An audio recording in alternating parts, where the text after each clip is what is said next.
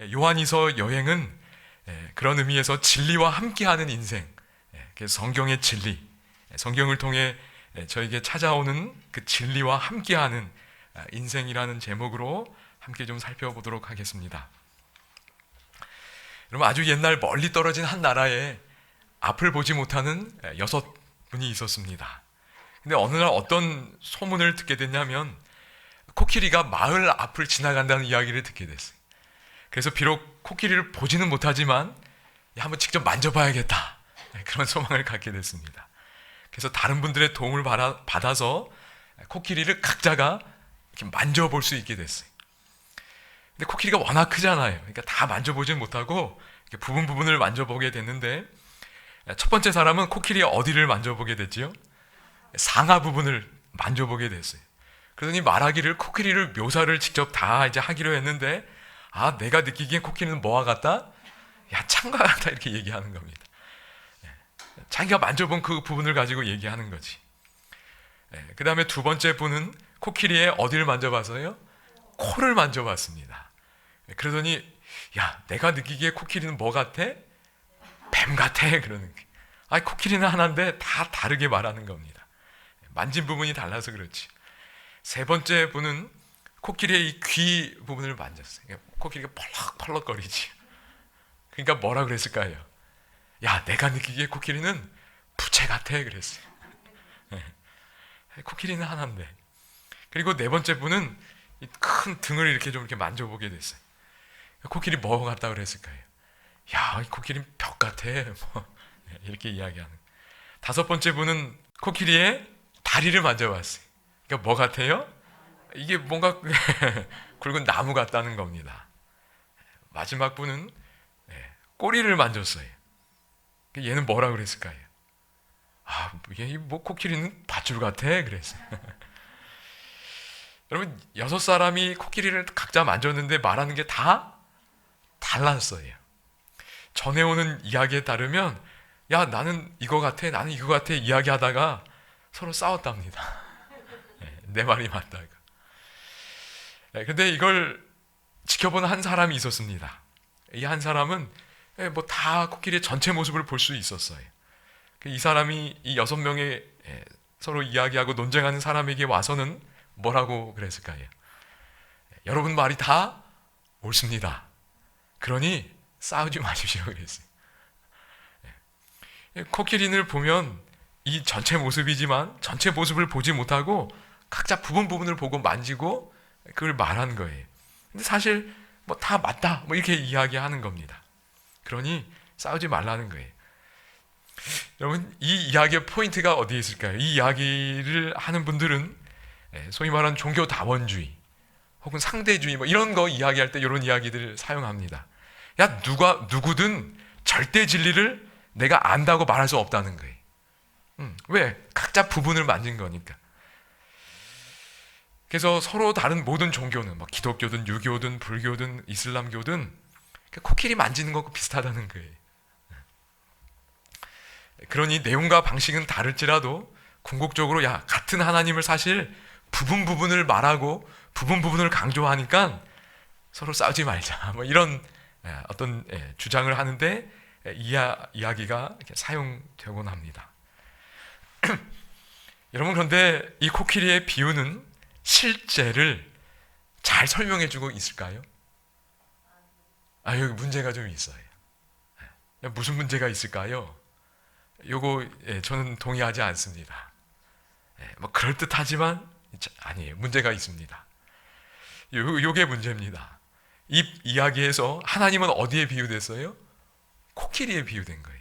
우리 각자가 하나님을 이렇게 만지고 있다, 이런 겁니다. 그런데 여러분, 이 이야기에서 코끼리는 침묵하는 존재로 나옵니다. 말을 할 수가 없어요. 내가 어떤 존재인지 말을 못하고 그저 가만히 수동적으로 있는 겁니다. 사람들이 와서 뭐 하는 거예요? 만지고 느끼는 걸 이야기하는 겁니다. 그렇기 때문에 사람들은 추측할 수밖에 없어요. 코끼리가 자기를 뭐 표현할 수 없습니다. 그래서 정확하게 알지 못하는 상태에 머무를 수밖에 없습니다. 그런데 여러분, 성경은 하나님이 어떤 분이라고 이야기하지요? 코끼리 같은 존재가 아니에요. 침묵하는 존재가 아닙니다. 요한복음 1장 1절 같이 한번 읽겠습니다. 태초에 시작.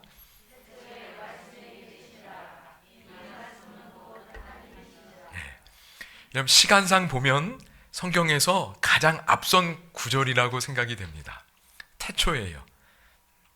아마 이 땅이 창조되기 전에 그 태초가 아닐까 생각이 됩니다. 근데 그 태초부터 계신 하나님이 자신을 일컬어서 뭐라고 표현했어요? 말씀이라고 표현했어요. 그러니까 하나님은 침묵하는 존재가 아니고 말씀이신 거예요. 여러분, 지금 제가 뭐 하고 있지요? 말하고 있잖아요, 그지요? 그 영어로는 word라고 되어 있습니다. 단어예요, 단어. 하나님은 자기를 표현하시는 분입니다. 그러니까 우리가 추측할 필요가 없는 거예요. 그러니까 하나님이 자기를 표현하는 그 말씀을 우리가 받고 이해하고 받아들이면 됩니다. 추측할 필요가 없어요. 이걸 계시라고 하지요. 그리고 영감이라고 합니다. 그 계시가 전달돼서 우리에게 오는 그 모든 과정 속에 하나님의 이런 말씀이신 하나님의 역사가 있음을 믿습니다. 그러니까 추측할 필요가 없는 겁니다. 여러분, 창조주와 피조물 사이에 엄청난 간격이 존재하지요. 그럼 저희가 어떻게 하나님을 알 수 있겠습니까? 그런데 하나님은 자기를 우리에게 알리기를 원하셨어요. 그 역할을 맡으신 분이 아들 하나님입니다. 그래서 그 아들 하나님의 이름이 여기 뭐라고 되어 있는 거예요? 말씀이라고 되어 있는 거예요. 그 아들 하나님을 통해 하나님의 존재가 천사들에게도 알려졌고 오늘 우리들에게도 알려졌음을 믿습니다. 그러니까 하나님의 이름은 뭐예요? 말씀입니다. 추측할 필요가 없어요. 그냥 말씀을 우리가 잘 듣고 이해하고 받아들이면 됩니다. 여러분, 태초에 말씀이 있었다는 것은 제가 지금 말이 소리를 통해 여러분들에게 전달이 되는 것처럼 태초에 뭐가 있었다는 거예요? 소리가 있었다는 겁니다. 하나님의 소리가 있었어요. 그러니까 우연히 이 땅이 만들어진 게 아니라 이 세상을 창조하시는 하나님의 소리가 있었습니다. 여러분, 그리고 우리가 말을 하면 그 말에 따라서 뭐 하지요? 행동합니다. 그러니까 태초에 말씀이 있었다는 건 태초에 소리가 있었고 태초에 하나님의 뭐가 있었다는 거예요? 행동이 있었다는 거예요. 이 세상을 만드시는 그 사랑을 선택하신 하나님의 행동이 있었어요. 그래서 저희가 존재하는 겁니다. 여러분, 이런 말, 소리, 행동을 다 모아놓으면 그게 뭐를 만드는 거예요? 이야기를 만드는 겁니다. 여러분, 그래서 태초부터 하나님의 이야기가 있었어요. 그게 복음입니다. 그게 뉴스예요. 하나님이 무슨 일을 하셨지?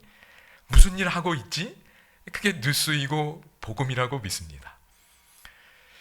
성경은 참 놀라운 거예요. 이런 모든 하나님의 이야기들이 태초부터 있었던 이런 이야기들이 각 시대마다 이루어졌고 그게 어디에 담겨 있는 거지요? 성경에 담겨 있는 겁니다. 그러니까 태초부터 있었던 각 시대마다 전해진 하나님의 이야기들이 여기 담겨 있는 겁니다. 그래서 성경은 정말 놀랍고 재미있는 책이라고 믿습니다. 우리 아이들도 이걸 더 많이 살아갈 수 있으면 참 좋겠습니다. 여러분, 저희가 이 성경에서 놀라운 진리들을 발견하며 왔는데요. 앞으로도 여기에 정말 무궁무진한 진리의 보화들이 여기에 있음을 믿습니다. 그걸 발견하는 일에 하나님께서 우리를 도와주시기를 간절히 소망합니다. 이렇게 말씀드렸던 것처럼 저는 이렇게 하나님의 창조 세계와 이렇게 별로 가깝게 잘 지내지를 못했습니다.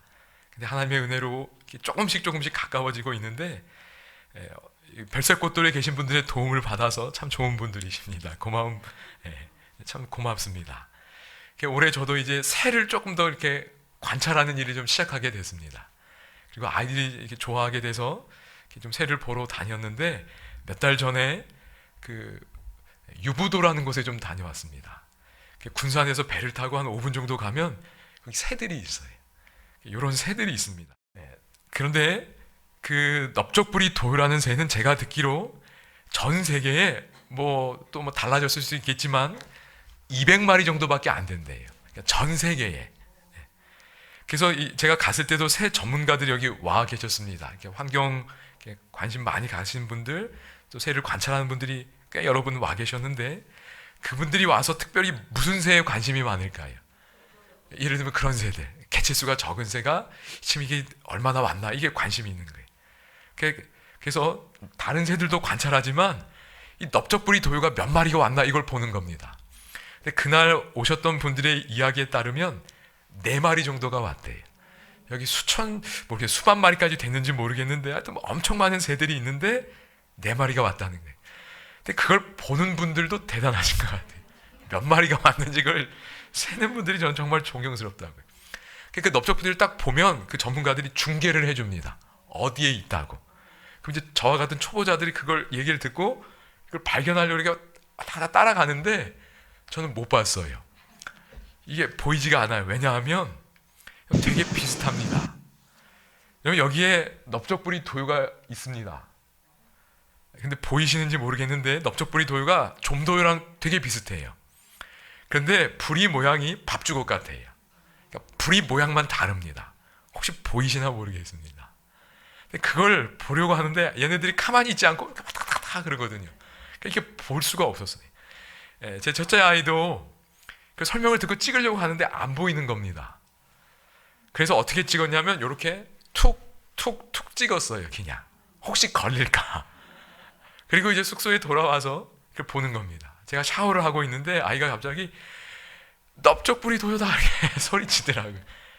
찍힌 거예요. 여기에 있습니다. 보이시는지 모르겠는데요. 조금 더 좁혀보겠습니다. 보이시나요? 부리 모양 좀 다른 거 보이시나요? 네, 부리 모양이 달라요. 다른 건 그냥 뾰족뾰족한데 이렇게 너무 귀여워요. 이게 딱 발견이 되면 이게 뭔가 이렇게 기쁨이 있습니다. 이야, 이게 이뻐요, 너무요. 그래서 아마 이렇게 새들을 또 탐조하시고 하나님도 느끼시고 하는 것 같습니다. 얘가 넓적부리 도요입니다. 이걸 발견하면 이렇게 예쁘고 너무 행복합니다. 그리고 이렇게 돌아와서도 아이가 이걸 있으니까 너무 이렇게 기쁨의 함성을 치는 걸 듣게 됐어요. 그럼 저희가 뭔가를 발견할 때 기쁜가요? 기뻐요. 내가 이전에 못 느꼈던 아름다움, 어떤 진리, 선한 뭔가를 이렇게 사람은 느끼면 감동받고 기쁘게 되어 있습니다. 하나님 그렇게 만드셨어요. 이런 새를 보는 것도 너무 기쁨이 되는데 저희가 성경에서 하나님을 발견하면, 하나님의 사랑을 발견하면, 하나님이 나를 이렇게 사랑했네. 하나님이 이런 분이네. 그거 발견할 때 마음에 감동이 있을까요? 그거 있습니다. 여러분이 여기도 그래서 오신 거예요. 그 감동과 발견을 위해서 오신 거예요. 사람은 그걸 찾게 되어 있습니다. 하나님이 그걸 만드셨어요. 여러분, 그래서 성경에서 제가 이런 발견들을 더 많이 하면 좋겠습니다. 그게 기쁨이 되는 거예요. 이거 발견하면 어떻게 하고 싶을까요? 그냥 나만 간직하고 싶을까요? 아니요, 이야기하고 싶어집니다. 여러분, 요한이 생명의 말씀을 발견한 거예요. 내가 존재하게 된 거. 이 말씀 때문에 존재했다는 걸 발견한 거예요. 얼마나 사랑이신지를 발견한 겁니다. 그럼 다시 한번 저희가 저희의 인생의 중요한 가치가 이 생명의 말씀을 발견하는 일에 있다는 걸 다시 한번 확인하시면 좋겠습니다. 그래서 성경을 주신 거예요. 특별히 저희가 똑똑해서 발견하는 거 아닙니다. 여기 보면 뭐라고 돼 있죠? 이 생명이 뭐 했다고요? 나타내셨다는 거예요. 그러니까 우리에게 보여주시는 겁니다. 그게 계시예요.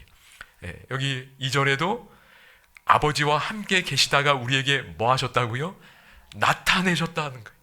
그러니까 그분이 정말 우리에게 알려주고 싶은 거예요. 내가 이런 존재야 라고 알려주고 싶은 거예요. 그래서 저희가 하나님을 알 수 있다고 믿습니다. 그래서 주신 거 성경입니다.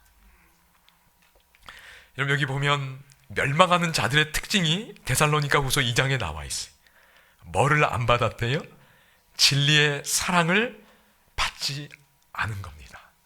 그러니까 진리를 계속 하나님이 알려주시는데 그걸 계속 뭐 하는 거예요? 거부하는 거예요. 그럼 진리를 안 받으면 그냥 그대로 좋은 거 아니에요. 결국 뭐를 믿게 된대요? 거짓 것을 믿게 하셨다고 말합니다. 하나님이 거짓을 믿으라고 한 게 아니라 진리의 사랑을 안 받으니 결국 어떻게 되는 걸 허용하신 거예요? 거짓을 그냥 믿게 되는 거예요. 여러분, 세상에 진리가 있나요? 있습니다. 하나님의 진리가 있어요. 그 진리를 안 받으면 결국 우리는 결과적으로 뭐를 믿게 되는 거예요? 거짓을 믿고 그 가운데 사는. 여러분, 하나님의 진리가 있음을 믿으시길 바랍니다.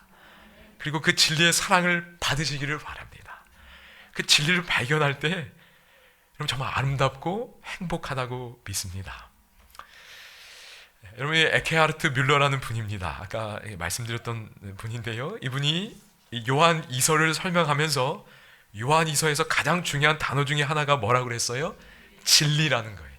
그러니까 요한 이서의 핵심 키워드 중에 하나는 진리입니다. 그래서 이걸 발견하고 여기 이제 요한 이서 1절 2절에 뭐라고 그러냐면 한 부녀에게 편지를 쓰는데 내가 참으로 사랑하는 자요라고 말합니다. 근데 영어 성경으로 보면 I love in truth예요. 진리 안에서 사랑한다는 겁니다. 그리고 여기 2절에 뭐라고 그래요? 나뿐 아니라 진리를 아는 모든 자도 그리한다고 말합니다. 그러면서 여기 2절에 진리에 대해서 뭐라고 얘기하냐면 우리 안에 거하여 영원히 우리와 함께할 뭐라고 얘기하지요? 진리라는 거예요. 야, 그러니까 요한 이서에서 요한은 진리를 영원히 우리와 함께할 진리라는 겁니다. 그러니까 진리를 얼마나 소중하게 여기는지를 느낄 수 있다고 생각이 됩니다. 여러분, 이 땅에서 저희가 경험하고 깨달은 이 진리 영원히 함께할 걸 믿습니다. 그러니까 진리는 정말 소중한 거예요. 그래서 여러분, 요한 이서를 기록한 요한의 핵심적인 마음은 요한 일서에서 설명하고 그가 발견한 요한복음을 통해서도 전한 그 소중한 진리를 교회가 어떻게 해주기를 바라는 거예요? 잘 지켜주기를 바라는 마음입니다. 그걸 잘 지키기를 바라는 마음이. 왜냐하면 여기 사도행적에 보면 어떤 오류가 살금살금 교회 안으로 들어오고 있는 걸 보게 됐습니다. 그 진리를 훼손하고 해방하려는 오류가 들어오는 걸 보고 요한의 마음은 슬픔에 가득 찼다는 겁니다. 그래서 여기 보면 요한이서 1절에 보면 장로인 나는 택하심을 받은 부녀에게 편지를 씁니다. 그래서 편지를 쓰는 거예요. 그래서 이 부녀, 한 여인인데요, 여인에 대해서 사도행정은 이렇게 설명하고 있습니다. 복음사업의 조력자로서 평판이 좋고 널리 감화를 끼치는 한 여인에게 편지했다고 말합니다. 그러니까 오늘 교회도 참 우리 좋은 여성분들이 많이 계셔서 이렇게 복음사업의 조력자로 또 평판도 좋고 감화를 끼치는 많은 분들이 있다고 생각이 됩니다. 그런 분들에게 보내는 편지예요. 그러면서 그 여인을 통해 교회 전체에게 또 메시지를 전해주고 있다고 생각이 됩니다. 그러면서 여기 엘렌 화이트이 뭐라고 인용했냐면 다음과 같이 말했다. 그러면서 요한이서 7절로 11절을 통으로 인용합니다. 첫 구절이 미혹하는 자가 세상에 많이 나왔다는 거예요.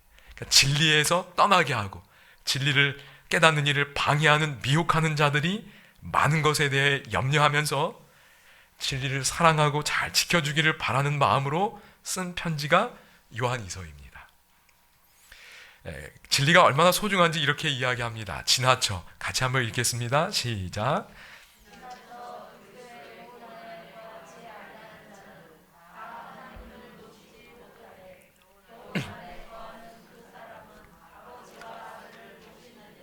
여기 진리가 그리스도의 교훈으로 표현되었다고 생각이 됩니다.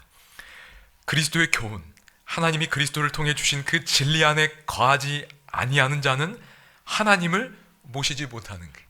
그러니까 우리가 하나님을 모시는 건 진리 안에서 하나님을 모시는 겁니다. 교훈 안에 거하는 그 사람은 아버지와 아들을 모시고 있다고 말합니다.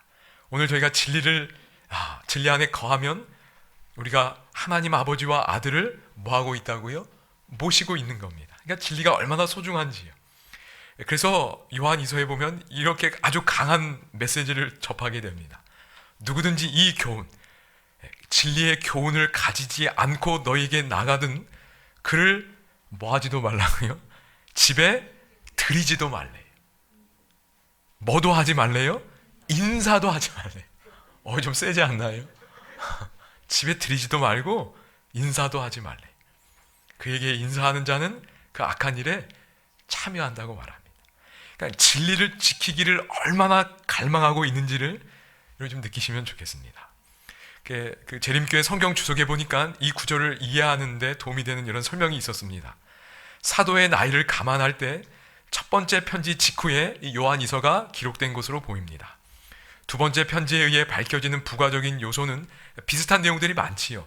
요한이서는 굉장히 짧은데 요한일서와 비슷한 것이 많은데 부가적인 요소는 거짓 교사들이 그리스도인의 환대를 이용하여 그릇된 교리를 유포하고 다닌다는 걸 알 수 있다는 겁니다. 그런 상황 속에서 요한이 뭐라고 그러는 거예요? 집에 들이지도 말고 인사도 하지 말라는 겁니다.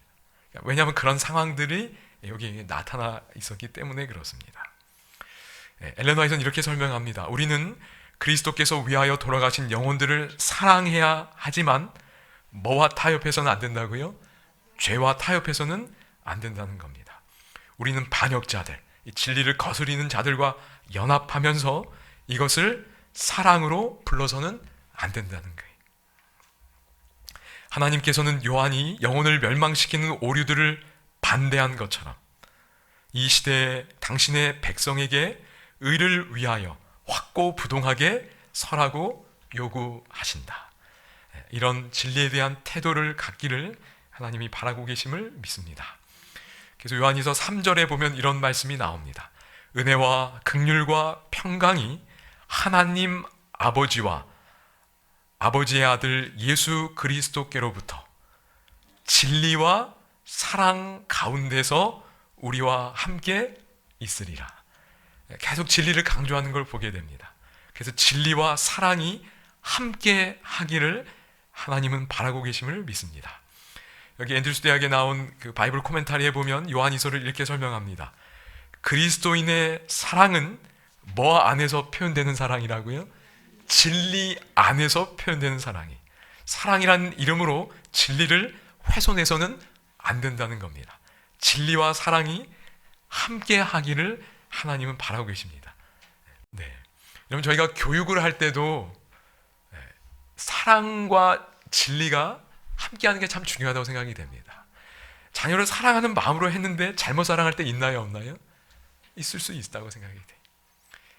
사람을 변화시키고 마음을 만지는 교육하는 일에 있어서 여러분, 사람의 사랑하는 그 일에 있어서 진리와 사랑이 연합되는 일은 정말 중요하다고 생각이 됩니다. 여러분, 관계에 있어서도 진리와 사랑이 함께 연합하는 일은 정말로 중요하다고 생각이 됩니다. 안 그러면 사랑이라는 이름으로 다른 사람에게 아픔을 줄 수 있다고 생각이 돼요. 부정적인, 내가 의도하지 않은 결과가 나타나는 걸 저희가 많이 이렇게 듣고 볼 수 있다고 생각이 됩니다. 그래서 요한이서를 생각하면 요한이 진리를 강조했고 특별히 사랑과 진리가 하나로 합해지는 걸 강조했다는 걸 여러분이 기억하시면 되지 않을까 생각이 됩니다. 네, 이제 한 이야기 드리고 좀 마무리하도록 그렇게 하겠습니다.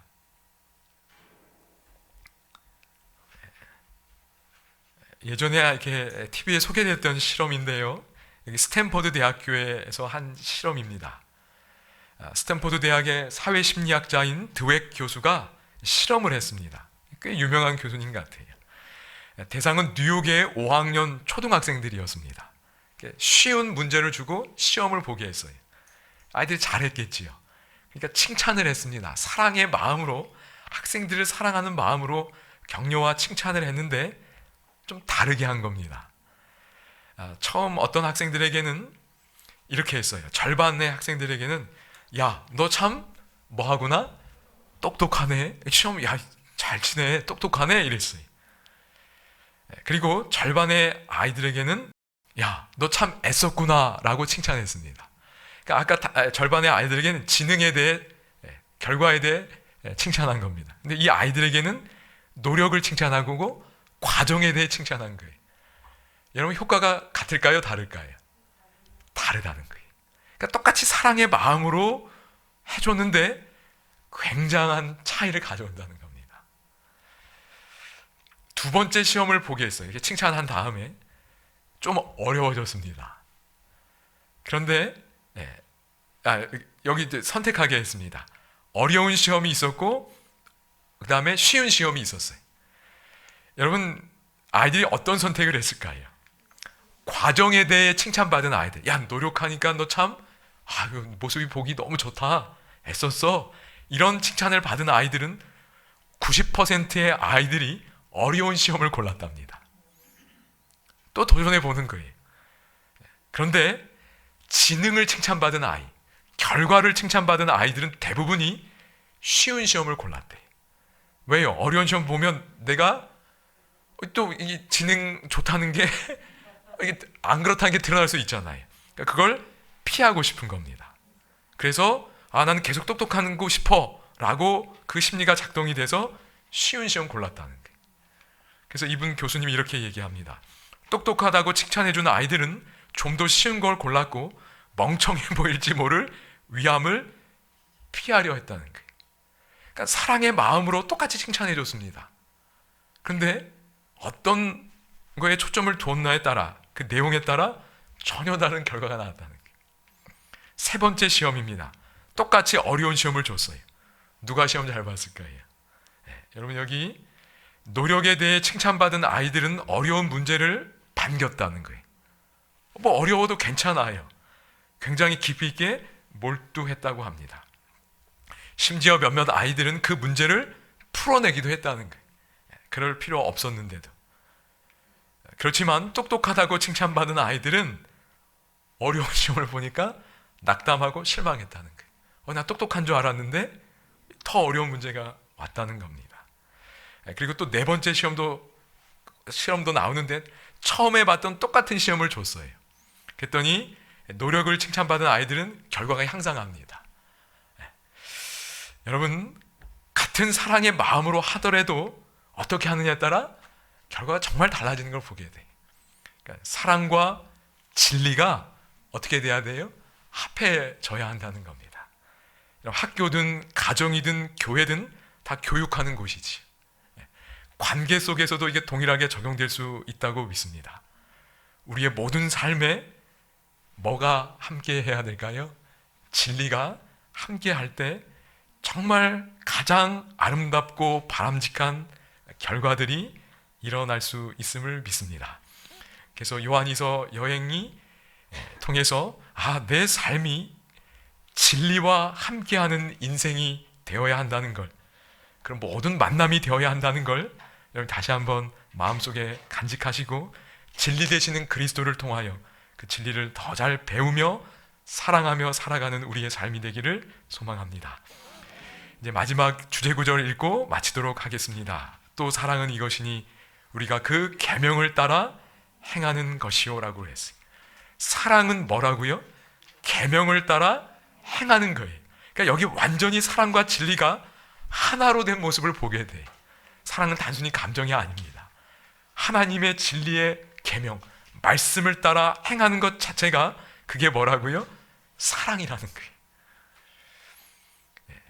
그리고 여기 공동번역으로 보면 그 계명은 여러분이 처음부터 들은 대로 사랑을 따라 살라는 거라는 거예요. 그러니까 하나님의 계명이 사랑이고 그 사랑을 따라 사는 것이 하나님의 계명이라는 겁니다. 그러니까 성경의 특징은 진리와 사랑이 사실 하나라는 겁니다. 그러므로 우리가 이런 아름다운 진리를 배우고 더욱 사랑하며 아름답고 가치 있고 행복하게 살아가는 삶으로 하나님께서 인도해 주시기를 소망합니다. 함께 기도하겠습니다. 하나님 아버지, 우리에게 성경을 주셔서 또 거룩한 영을 저희 마음속에 보내주셔서 진리를 알고 믿고 깨닫고 전하는 이 삶으로 초청해 주셔서 감사합니다. 이 진리가 얼마나 소중한지를 다시 한번 인식하도록 도와주시고 영원히 우리와 함께할 이 진리를 소중히 간직하며 또 지키고 경험하고 전하는 우리의 아름답고 가치 있고 행복한 삶이 되도록 인도하여 주시옵소서.